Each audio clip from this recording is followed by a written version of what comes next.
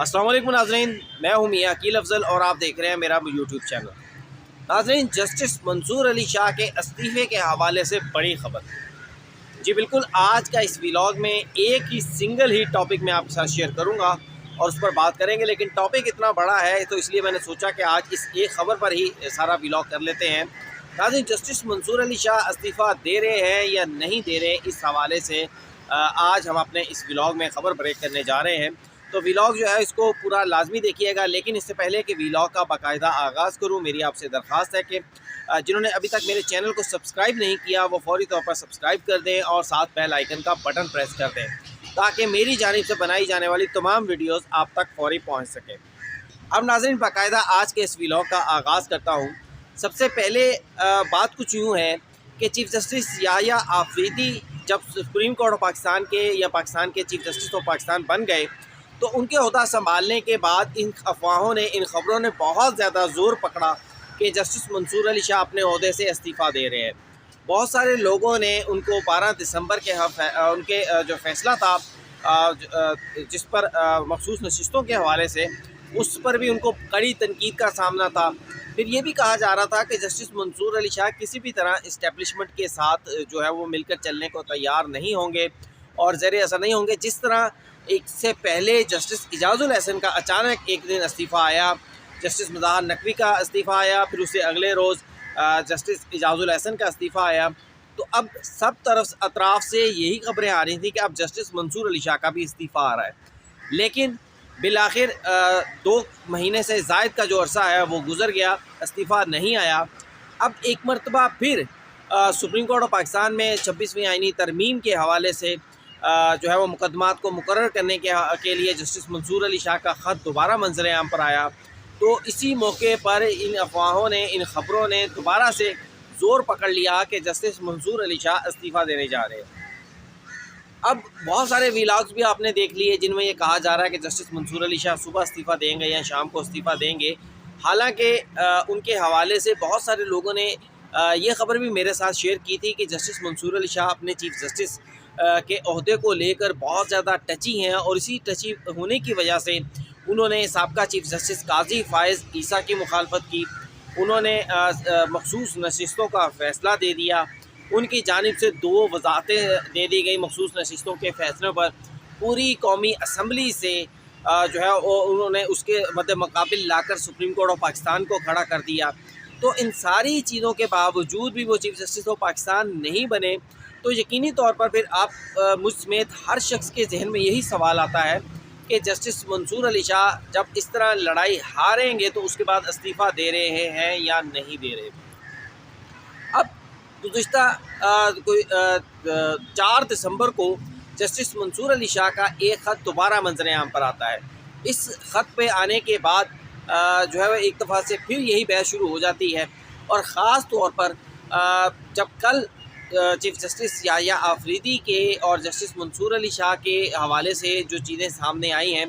जिसमें बड़ा वाज़ेह तौर पर ये चीज़ सामने आई कि chief justice of Pakistan Yahya Afridi साहब ने बड़ा कैटेगोरिकली उन्हें कह दिया है कि भाई फुल कोर्ट नहीं बना रहा, फुल कोर्ट मैं नहीं बना सकता। तो उसके बाद भी कल से ये बात बहुत ज़्यादा ज़ोर पकड़ रही थी कि जस्टिस मंसूर अली शाह इस्तीफ़ा दे रहे हैं। तो आज justice Mansoor Ali Shah federal judicial academy में एक तकरीब में मेहमान ख़ुसूसी के तौर पर उन्होंने शिरकत की। उस तकरीब में जस्टिस जमाल खान मंदोखेल भी थे, इस्लामाबाद हाई कोर्ट के जज जस्टिस मोहसिन अख्तर कियानी भी थे। इस तकरीब का मकसद ये था कि बच्चों के हवाले से जो कानून साजी है उस पर जजेस जो है वो अपनी अपनी आरा दें। जस्टिस मंसूर अली शाह ने इस तकरीब के दौरान बच्चों के हवाले से, तालीम के हवाले से, बच्चों के मुकदमात के हवाले से अपनी आरा दी, बहुत सारे एक्सपीरियंस शेयर किए। लेकिन इन एक्सपीरियंसेस को शेयर करने के दौरान भी जस्टिस मंसूर अली शाह को बार बार अपने इख्तियारात के कम होने का जो है वो एहसास वो दिलाते रहे। मसलन उनका कहना ये था कि कुछ आइन के आर्टिकल्स की तशरीह की ज़रूरत है लेकिन मैं नहीं कर सकता क्योंकि मैं आइनी बेंच का हिस्सा नहीं हूँ। फिर उन्होंने जस्टिस जमाल खान मंदोखेल जो कि आइनी बेंच का हिस्सा है, वो उसी बेंच में शामिल उस आइनी बेंच में शामिल हैं, तो उन्होंने उनका भी बार बार हवाला दिया, बार बार तज़किरा किया। यानी उनकी आज की इस गुफ्तगू से भी बिल्कुल यही अंदाज़ा हो रहा है ہو رہا تھا کہ وہ مایوس ہیں، ان میں کسی نہ کسی قسم کی اندر چپکلش چل رہی ہے، ان کے اندر کوئی لڑائی چل رہی ہے کہ اب میں کیا کروں۔ اب وہ تقریب میں اختتام پر پھر اس کے بعد ایک فوٹو سیشن ہوا، اس تقریب کے اختتام پر پھر ہم صحافی ہیں، ظاہری بات ہے میں اکیلا وہاں پر نہیں تھا، بہت سارے لوگوں نے وہاں پر جو ہے وہ صحافی دیگر بھی موجود تھے، سب نے مختلف سوالات کیے ایک احترام کے دائرے میں رہتے ہوئے۔ تو ایک صحافی کی جانب سے جسٹس منصور علی شاہ سے ان کے استعفے کے بارے میں سوال کر لیا گیا۔